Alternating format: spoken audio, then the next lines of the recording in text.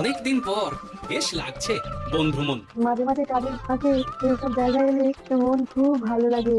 শুদ্ধ বাতাস, মাটির সোনার গন্ধ, পাখির কলতান। আহা,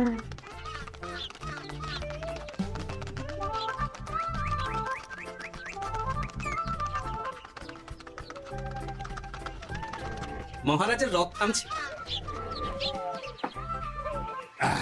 আমরা এইখানে বসে আজ রাজকার্য পরিচালনা করব।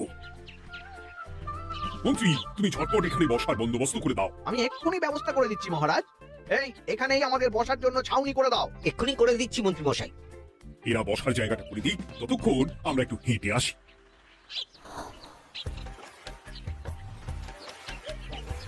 সকালবেলা হাঁটা শরীরের পক্ষে খুব ভালো মহারাজ।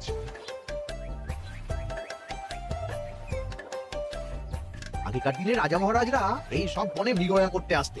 মৃগয়া একদম ভালো নয় মন্ত্রী। তুমি জঙ্গলে আসছো অন্য প্রাণীদের মারতে, কেন মারবে? ওরা তো তোমার কোনো ক্ষতি করেনি। না, তা করেনি, কিন্তু তখন ওটা রাজা মহারাজাদের খেলা ছিল। শুনেছি আপনার প্রপিতামহ খুব ভালো বাঘ শিকার করতেন, অনেক বাঘ মেরেছেন। মন্ত্রী, তুমি একটা কথা হয়তো জানো না, আমার প্রপিতামহ শিকার করতেন, কিন্তু কোনো স্বাভাবিক জানোয়ারকে নয়। যে বাঘ মানুষ খেকো হয়ে প্রজাদের ক্ষতি করত, আমার প্রপিতামহ সেই সমস্ত বাঘদেরই মারতেন। এছাড়া উনি অন্য প্রাণী সংরক্ষণ করতে বড়ই ভালোবাসতেন।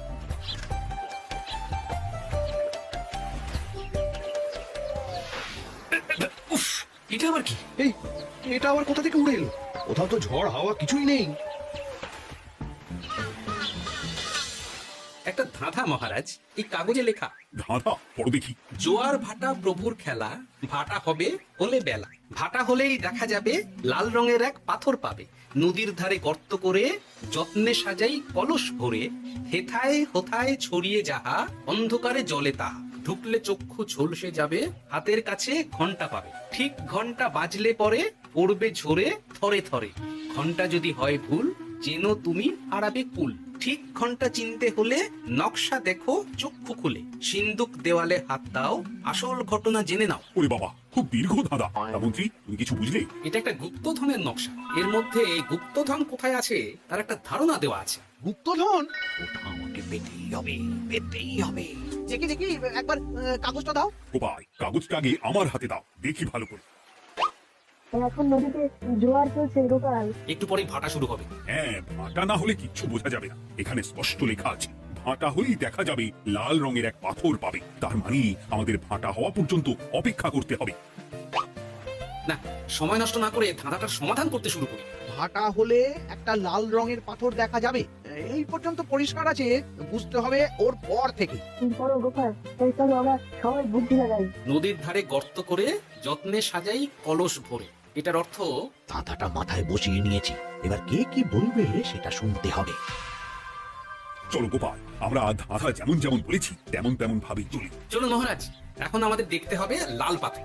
কোথায় আছে লাল পাথর? চলো চলো সবাই, চোখ কান খুলে আমরা নদীর পাড় ধরে হাঁটি। আমি একটু তফাতে হাঁটি। গুপ্তধন আমাকে একা পেতে হবে। ভাটা হলেই দেখা যাবে লাল রঙের এক পাথর পাবে, আমাকে চোখ কান খোলা রাখতে হবে। লাল পাথর, নদীর চড়ায় লাল পাথর দেখতে হবে। লাল পাথর, লাল পাথর। ওটা কি? তো এই তো লাল পাথর, লাল পাথর। ওরা অনেকটা এগিয়ে গেছে, ওদের আমার দিকে নজর নেই। এই সুযোগ, এই সুযোগ, একা একা গুপ্তধন নিয়ে পালাবো।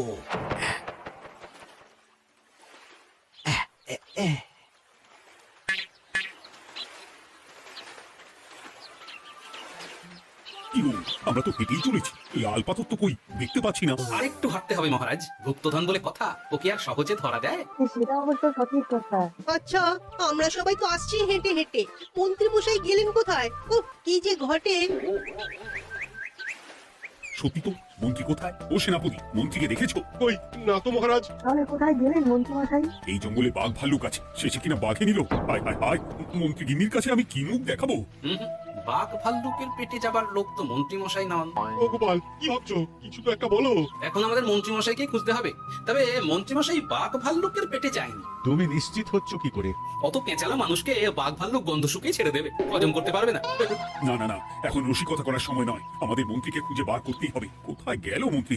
চলো চলো, গুপ্তধন মাথায় থাক, চলো মন্ত্রীকে খুঁজি। আহ, মন্ত্রী কোথায় গেল কে জানে। একবার পুরো ধাঁধাটা ঝালিয়ে নি। ভাটা হলেই দেখা যাবে লাল রঙের এক পাথর পাবে। ভাটা হয়েছে, লাল রঙের পাথরের মাথায় চাপ দিয়ে গুহার মুখও খুলেছি। এবার এবার নদীর ধারে গর্ত করে যত্নে সাজাই কলস ভরে। এটাই তো ঠিক বুঝতে পারছি না। এই রে, এবার কি হবে? হ্যাঁ, মহারাজ কোথাও একটা আওয়াজ হলো। আওয়াজটা কোন দিক থেকে হলো? চলুন সামনে এগিয়ে যাই। আমার মনে হয় আওয়াজটা সামনের দিক থেকে এলো। আমারও তাই মনে হলো। তবে কি মন্ত্রী মশাই লাল পাথরের হদিশ পেয়ে গেছেন? আমাদের চোখে পড়লো না, অথচ মন্ত্রী মশাই চোখে পড়ে গেল। আসলে আমরা কথা বলতে বলতে গেছি, তাই নজরে পড়েনি। মন্ত্রী মশাই একা একা আমাদের পেছন পেছন আসছিলেন। উনি ইচ্ছে করেই আমাদের পেছনে পেছনে আসছিলেন। নিজে একা গুপ্তধন নিয়ে যেতে চেয়েছিলেন, এখন কোথায় আছেন কে জানে। এই অন্ধকারে কিছু দেখতে পাচ্ছি না তো। ধাঁধাতে কি ছিল? হ্যাঁ, কি ছিল? হেথায় হোথায় ছড়িয়ে যাহা, অন্ধকারে জলে তাহা, ঢুকলে চক্ষু ঝলসে যাবে, হাতের কাছে ঘন্টা পাবে। পেয়েছি পেয়েছি, ঘন্টাটা পেতে হবে। ঘন্টা। ভাটা হলেই দেখা যাবে লাল রঙের এক পাথর পাবে। নদীর ধারে গর্ত করে যত্নে সাজাই কলস ভরে, হেথায় কোথায় ছড়িয়ে যাহা, অন্ধকারে জলে তাহা, ঢুকলে চক্ষু ঝলসে যাবে, হাতের কাছে ঘন্টা পাবে। ঠিক ঘন্টা বাজলে পরে পড়বে ঝরে থরে থরে, ঘন্টা যদি হয় ভুল যেন তুমি হারাবে কুল। ঠিক ঘন্টা চিনতে হলে নকশা দেখো চক্ষু খুলে, সিন্দুক দেওয়ালে হাত দাও, আসল ঘটনা জেনে নাও। এবারে ভালো করে ঠান্ডা মাথায় ভাবতে হবে। ভাটা হলেই দেখা যাবে লাল রঙের এক পাথর পাবে। সেই লাল পাথরটাই তো খুঁজে পাওয়া যাচ্ছে না, অথচ মন্ত্রী মশাই খুঁজে পেলেন। আওয়াজটা কোথা থেকে আসছিল? এই কাছে পিঠে কোথা থেকে আওয়াজটা আসছিল।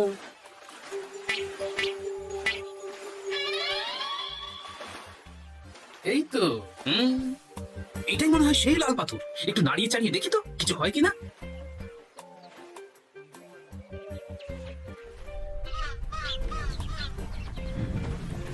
এই তো কাজ হয়েছে। এই তো সুড়ঙ্গ। আপনারা নিচে নামুন। আপনারা কি দেখছেন সেটা বলবেন মহারাজ। সবাই যদি নেমে যাই, যদি কোনো কারণে সুড়ঙ্গের মুখ বন্ধ হয়ে যায়, তাহলে আর আমরা বাইরে বেরোতে পারবো না মহারাজ। গোপাল ঠিকই বলেছে, আমরা দুজন বাইরে থাকি।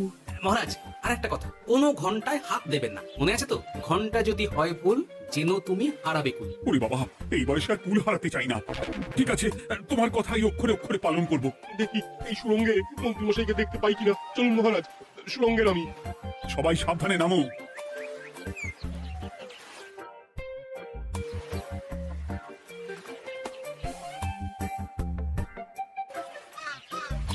মহারাজ ওখানে কি কি দেখতে পাচ্ছেন? ওখানে কি মন্ত্রী মশাই আছেন? না গোপাল, মন্ত্রীকে এখনো দেখতে পাইনি। শুধু আমি এখানে অজস্র পাথর দেখতে পাচ্ছি। পাথরে পাথরে ছয় লাভ, ছোট বড় অজস্র। পাথরগুলো বড় অদ্ভুত, কিরকম কিরকম মানুষ মানুষ করুন। লম্বা বেটে হরেক রকম। মানুষ মানুষ গরম, সেটা কিরকম? আর কিছু? কোনো কলসি কি দেখতে পাচ্ছেন? বলছি তো দেখতে পাচ্ছি না। মহারাজ কলসি থাকতেই হবে, কারণ ধাঁধায় লেখা আছে নদীর ধারে যত্ন করে যত্নে সাজাই কলস ভরে। গর্তটা আসলে হলো সুড়ঙ্গ, কিন্তু কলস। মহারাজ, মহারাজ, এইদিকে একটা কলসের মতো কি যেন আছে। এইদিকে আসুন, এদিকে। হ্যাঁ গোপাল, দেখতে পেয়েছি। এবার আমি যেরকম যেরকম বলবো সেই রকম সেরকমই করবেন। আমি বিজ্ঞানীকে নদী থেকে জল তুলে পাঠিয়ে দিচ্ছি। পাত্র কোথায় পাবে? আমাদের জল খাবার যে পাত্র আছে সেটা আনতে লোক পাঠাচ্ছি। ঠিক আছে। শুধু একটা কথা বলছি, আপনারা কেউই সুড়ঙ্গের ভেতরে কোনো কিছুতে হাত দেবেন না। কেন গোপাল? সব পরে বলবো, এখন আমি যা বলছি সেটা শুধু মনে রাখুন। সুড়ঙ্গের ভেতরে কিছুতে হাত দেবেন না। ঠিক আছে।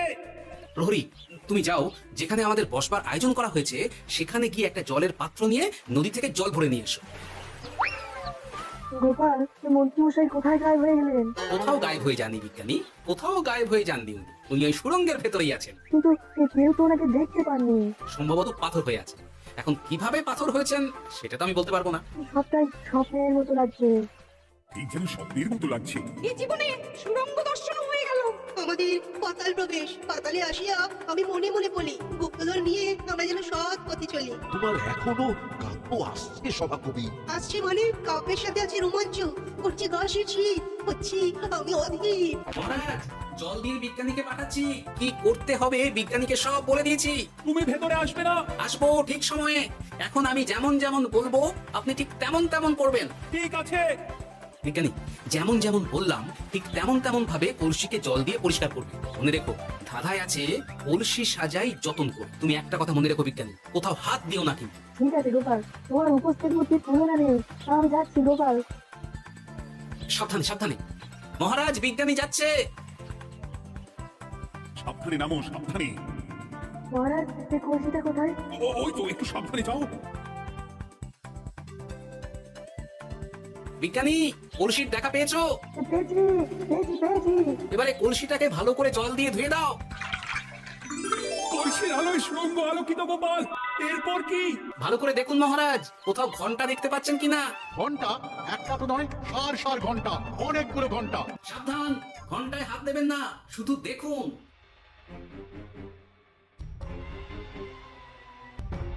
মহারাজ আমরা গুপ্তধনের খুব কাছে চলে এসেছি। তাই নাকি? কি মজা কি মজা, এবার খাবো ক্ষীরের গজা। আহ সভাকবি, চুপ করো। এখনো আমরা গুপ্তধন পাইনি। আমার মুখে দাঁড়িয়ে সবগুলো তারা আঁকা। বিজ্ঞানী কোন ঘন্টায় চাঁদের নকশা করা আছে কি একটু দেখে বলো না। আমি আতস কাজ নিয়েই দেখছি, সব ঘন্টাতেই তারা আঁকা। খবরদার কোন ঘন্টাকেই ছোঁবে না। ঠিক আছে, কোনো কিছু না ছুঁয়ে আমি দেখছি। পেয়েছি গোপাল, চার আঁকা ঘন্টা পেয়েছি। ওই ঘন্টাটা বাজাও বাজাও।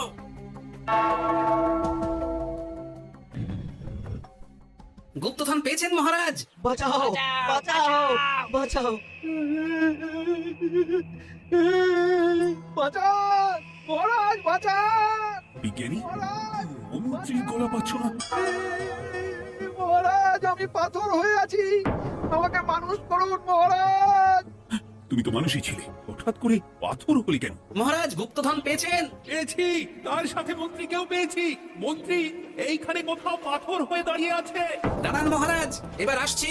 সাবধানে এসো।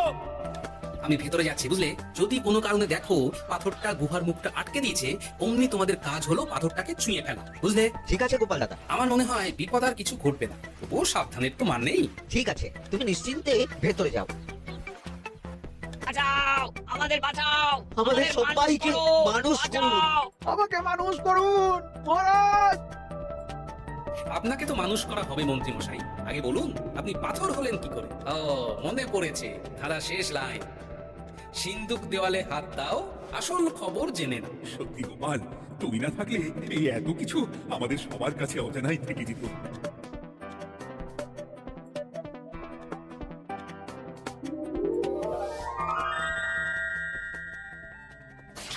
ধন্যবাদ আমাকে মুক্ত করার জন্য। আপনি কি? আমি যক্ষ। আমাকে এই ধন সম্পত্তি পাহারা দেওয়ার জন্য এক ডাকাত দলের সর্দার যক্ষ করে রেখেছিল। আমি 100 বছর ধরে এইখানে যক্ষ হয়ে আছি। আমি তোমার জন্য মুক্ত হলাম গোপাল। এই সম্পত্তি তোমার গোপাল। সম্পত্তি নিয়ে আমি কি করবো? আমি এই সব সম্পত্তি মহারাজকে দান করলাম, রাজ্যের অনেক কাজ হবে। তুমি ধন্য গোপাল, তুমি ধন্য। এবার আমার যাবার সময় এসেছে, আমাকে যেতে হবে। যাবার আগে এই পাথরগুলোকে মানুষ করে যান। এরা সব লোভী। আমি আমার সীমিত ক্ষমতায় এই গুপ্তধনের ধাঁধাকে এখানে যারাই ভ্রমণ করতে আসে তাদের হাতে তুলে দিই, কিন্তু কেউ এই ধাঁধার সমাধান করতে পারে না। সবার মনে লোভ কাজ করে, এই লোভ এদেরকে পাথর করে রেখেছে। পাথর হলো কি করে? একটা মানুষ এসে মুখ ভরা লোভ নিয়ে ধাঁধা পুরো না জেনে পাথরে হাত দিলেই সে পাথর হয়ে যাবে। আমাদের আমাদের ভুল হয়েছে, আর লোভ করবো না, আমাদের বাঁচাও। আমাকে মুক্ত করে দিন, আমার খুব ভুল হয়েছে মহারাজ, মুক্ত করে দিন আমায়। তুমি এখানে আগে এসেছিলে, তাই তো আগে এসে ভাবলে নিজেই একা একা গুপ্তধনকে হরপ করে নিবে। এদিকে তোমাকে না দেখতে পেয়ে আমাদের কত চিন্তা হচ্ছিল। যারা লোভী তারা কারো কথা ভাবে না, শুধু নিজের কথা ভাবে। আমাকে আর একটা সুযোগ দিন, আমি আর লোভ করবো না মহারাজ। তোমার কথার কোনো দামই নেই। না মহারাজ, আমাকে আমাকে আর একটা সুযোগ দিয়ে দেখুন, আমি আর লোভ করবো না, আমাকে মানুষ করুন মহারাজ। আমাদের সবাইকে আমার সবাইকে মানুষ করুন, দয়া করে দয়া করুন। যজ্ঞরাজ, এদের আপনি ক্ষমা করে দিন। ঠিক আছে, তোমাদের আমার মানুষ করে দিচ্ছি। বাঁচলাম বাঁচলাম। এইরকম বারবার বাঁচা যাবে না, কিন্তু এবার সাপ ব্যাং যাই হবে না কেন ওইভাবেই থাকতে হবে, এই আমি বলে দিলাম। এবার আমার মুক্তি। মুক্তি নেবার আগে আরেকটা প্রশ্ন, যে ডাকাত সর্দার তার সম্পত্তিকে রাখার জন্য আপনাকে যক্ষ বানিয়েছিল, এই সম্পত্তি তো তাদের, আমরা তো নিতে পারি না। লোভ বড় খারাপ গোপাল, অতিরিক্ত লোভ মানুষকে পশু করে দেয়। ওই ডাকাত দল এই সম্পত্তির জন্য সবাই কাটাকাটি করে মরে গেছে, কেউ আর বেঁচে নেই। সুতরাং এই সম্পত্তিতে তোমার অধিকার আছে, এই সম্পত্তি তুমি গ্রহণ করো। নিলাম আমি, কিন্তু এই সম্পত্তি মহারাজকে আমি দান করলাম। ডাকাত দল জনগণের সম্পদকে লুটেই তো সম্পত্তি বানিয়েছে, তাই আমি জনগণের কাজে লাগবার জন্যই এই সম্পত্তি মহারাজকে দিলাম। গোপাল, তোমার জয় হোক। এবার তাহলে আমি যাই, তোমরা সবাই সুখে থেকো আর ভালো থেকো। গোপাল, তোমার তুলনা হয় না। তোমার ঋণ আমি কোনোদিন শোধ করতে পারবো না। তুমি কৃষ্ণনগরের জন্য যা করলে তা ইতিহাসে লেখা থাকবে। না মহারাজ, আমি এমন কিছু করিনি, এই কাজ সবাই করবে। জয় গোপালের জয়, জয় গোপালের জয়। জয় কৃষ্ণনগরের জয়। জয় কৃষ্ণনগরের জয়।